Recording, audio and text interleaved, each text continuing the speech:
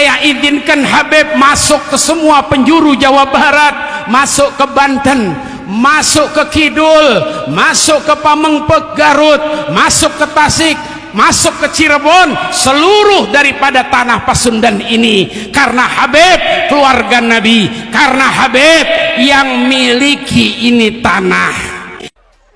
Sungut siap bau bangke, sungut siap bau bangke. Alhamdulillah hari ini saya on nggih, dan khusus untuk menjawab pertanyaan sampean. Tapi tolong dengarkan jawaban penjelasan ini sampai tuntas tas. Saya akan sampaikan. Satu, saya tidak pernah membatalkan nasabnya Ba'alwi. Di negeri Indonesia ini yang mengatakan nasab Ba'alwi batal, yang mengatakan nasab Ba'alwi itu munqati', rungkat, itu Kiai Imaduddin Utsman Al-Bantani seorang. Tentu beliau berdasarkan kajian ilmu, berdasarkan tesis tingkat tinggi yang beliau lakukan. Yang kedua, atas tesis beliau itulah kami bersama para ulama lainnya yang beberapa tahun lalu ngumpul Gotra Suara di Benda Krep terinspirasi untuk ikut menguji, mengkaji, menelusuri sejauh mana tesis Kiai Imaduddin itu bisa dipertanggungjawabkan kebenarannya.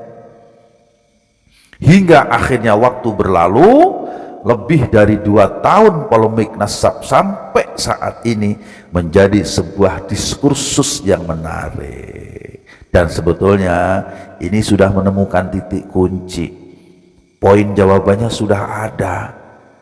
Ibaratnya muara dari sebuah mata air diskursus selama ini itu sudah sampai kepada titik akhir, karena selama 2 tahun lebih Ba'alwi, dalam hal ini Maktab Daimi Rabithah Alwiyah, belum juga bisa memberikan jawaban antitesis atas pernyataan pembatalan nasab mereka oleh Kiai Imaduddin. Dan selama itu pula kami juga ikut mencari pembanding loh. Kami juga tidak diam, mencari data, mencari manuskrip, mencari kitab dan lain sebagainya dan lain sebagainya. Bahkan kami juga menunggu dari mereka kiranya ada kitab atau bukti apa saja yang bisa digunakan untuk menyanggah tesisnya Kiai Imaduddin. Tapi nyatanya, saudaraku yang budiman, dangukeun ya, hingga detik ini pun tidak ada.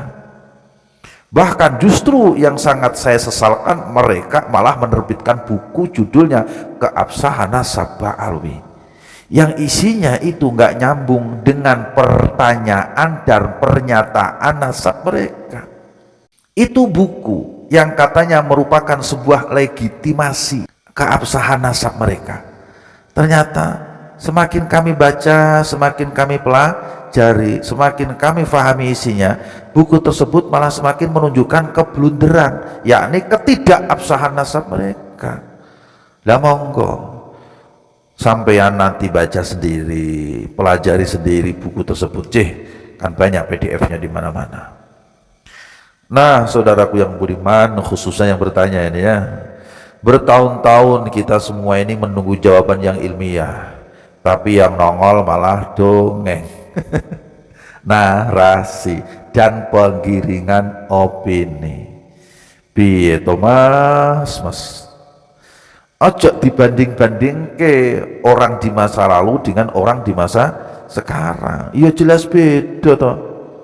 Dulu zaman guru-guru, zaman bapak-bapak dan zaman mbah kita, mereka itu meyakini nasab Ba'alwi sebagai duriyah Nabi Shallallahu Alaihi Wasallam berdasarkan dzon. Apa itu dzon? Prasangka.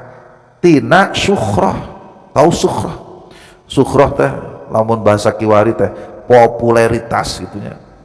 Hingga istifadhah. Tahu istifadhah? Istifadhah banyak viral lah begitulah, mencek bahasa medsos mah. Jadi viral, mereka sudah masyhur, disangka. Kartos jadi baheula mah berdasarkan sangkaan. Da sugana ayat satu ulama pun yang mengisbat, nggak ada. Ayo mau ngomong pakai dalil kitab Ukudurijen lagi. Mau bilang kalau Mbah Nawawi mengisbat di kitab tersebut. Nanti sampean lihat ya, sampean dengarkan penjelasan saya tentang maksud Mbah Nawawi di kitab tersebut di video yang sudah lalu. Tolong admin nanti selipkan di kolom komentar ya, paling atas pada video ini, biar nanti pada faham maksud daripada Mbah Nawawi di kitab Ukudurijen. Kembali kepada masalah ilmunya. Allahumma shalli wa sallim wa barik alaihi. Jadi ulama baheula mah syukhrah wal istifadah tina prasangka. Sok coba tunjukkan bukti ulama mana yang dulu pernah mengkaji bab nasab ba'alwi sampai sedetil seperti di zaman Kiwari. Bahkan saking detailnya mempelajari tentang nasab ba'alawi, ilmu rijalul hadis pun ikut berbicara tentang kemustakhilan ketersambungannya Abdullah atau Ubaid sebagai duriyah Nabi Shallallahu Alaihi Wasallam. Iya teh sebab kurasa penasaran tina tesisnya Ki Imaduddin. Jadi ilmu teh berkembang kemana-mana, saudaraku yang budiman. Sok atuh sarerea masing-masing dari kalian yang merasa bisa buka kitab-kitabnya, kitab hadis rijalul hadisnya, sejarahnya, filologi, ilmu DNA-nya, sok dibuka biar fair, biar tidak saling menyalahkan. Bisi dikiranya saya sentimen, dikiranya ikut-ikutan membatalkan nasab ba'alwi, bisi dikira saya fitnah, bisi dikira saya adu domba. Heran saya mah, orang bicara tentang ilmu 100% tina ilmu, untuk ilmu, oleh ilmu. Plek. Tahu plek ya? Plek itu menceritakan apa adanya, tidak dikurangi, tidak dilebihi. Kok malah di framing fitnah, di framing adu domba, di framing menebar kebencian, memecah belah umat. Atuh kenapa nggak lapor polisi aja, biar tuntas, biar beres urusan mah, lamun gitu cara nama. Leres ente. Padahal dangukeun ya, kita habiskan waktu selama ini itu untuk memastikan benar atau tidaknya tesis Kiai Imaduddin bisa dipertanggungjawabkan apa tidak. Jadi kalau kemudian kami pada kesimpulan bahwa benar adanya kalau nasab ba'alwi tidak nyambung kepada kanjeng Nabi Shallallahu Alaihi Wasallam karena tidak adanya bukti ilmiah, tidak adanya bukti pustaka dan lain sebagainya, ya jangan salahkan kami. Salahkan saja ulama-ulama yang ada di zaman baheula kalau mau mah. Bisa dipahami tidak ini? Kumaha gitu. Kita mah bukan pengarang, apalagi mengada-ada cerita. Kita mah diajar di pesantren teh supaya bisa ngaji, untuk mengkaji agar tambah ilmu, tambah pinter, tambah cerdas, tambah-tambah keimanan kita kepada Allah Subhanahu wa Ta'ala. Tah gitu. Lah terus sekarang mau dibahas dengan menggunakan kacamata ilmu apa lagi? Iya teh cerita tentang nasab. Ari ilmu nasab mah ilmu nyata, ilmu biologis, ilmu genetika cek batur mah ilmu pasti, hiji ditambah hiji 2. Jadi jelas tidak mungkin bisa dijawab dengan khayalan, tidak bisa dijawab dengan imajinasi, tidak mungkin bisa dijawab dengan rekayasa, prasangka, apalagi dijawab dengan mubahalah. Liar ya mah. Serta tidak mungkin lagi bicara tentang dzon, tentang sangkaan, sukhrah wal istifadah. Itu namanya dusta, itu fasik hukumnya. Meyakini dengan dzon, meyakini dengan prasangka setelah adanya bayinah bukti sing cetha welo-welo. Tahu cetha welo-welo? Nyata. Yang berbicara sebaliknya dari apa yang disangka selama ini. Lah itu namanya menyembunyikan kebenaran di balik kepentingan, dalam tanda kutip ya. Ngartes deh. Saudaraku yang budiman, saya saja yang bukan ulama dibawa rasa penasaran atas tesisnya Kiai Imaduddin, sampai sekarang masih terus mengkaji dan meneliti. apalagi yang merasa dirinya sebagai ulama. Harusnya lebih kritis dalam menggali, menguji tesisnya Kiai Imaduddin dengan teliti. Tapi kudu pakai ilmu, dan ngaranna ge ulama. Jangan pakai nafsu, apalagi pakai sumpah serapah dan fitnah. Lamun gitu cara namana Joko Sembung makan bawang, tidak nyambung abangku sayang. Bisa dipahami ya?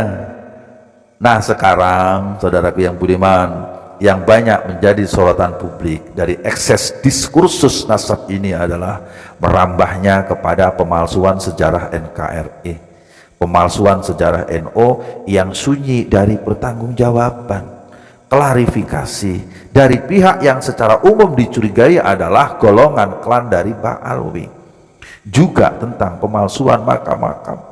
Dan yang anehnya, dan mungkin ya aneh ya mah, mosok katanya makam leluhurnya tapi dibongkar sama orang lain cicing baik. Coba Bapak Ibu, coba iya nunanyakan, maaf ya, kalau sampean punya leluhur terus leluhur sampean ini makamnya dibongkar, apa yang sampean lakukan? Ya pasti nggak terima kan. Tapi iya mah kasusnya mah aneh. Lah ini pun perlu dikaji, perlu diteliti lebih dalam lagi maksud dan tujuan dibalik itu semua. Saudaraku sekalian, pada kesempatan kali ini saya berpesan kepada semua pihak untuk tetap mengedepankan tabayun, silaturahimlah. Lamun cek orang mah klarifikasi, gunakan budi pekerti, hindari framing-framing negatif, fitnah. Jangan sampai terjadi yang namanya caci maki. Untuk diingat-ingat bahwa hakikat kemuliaan seseorang itu tidak bisa direkayasa dari bualan-bualan cerita dusta, dan juga bukan pada nasab semata. Akan tetapi kemuliaan itu ada pada ilmu dan akhlak. Itulah ketaatan, jalan menuju takwa. Bisa difahami? Alhamdulillah.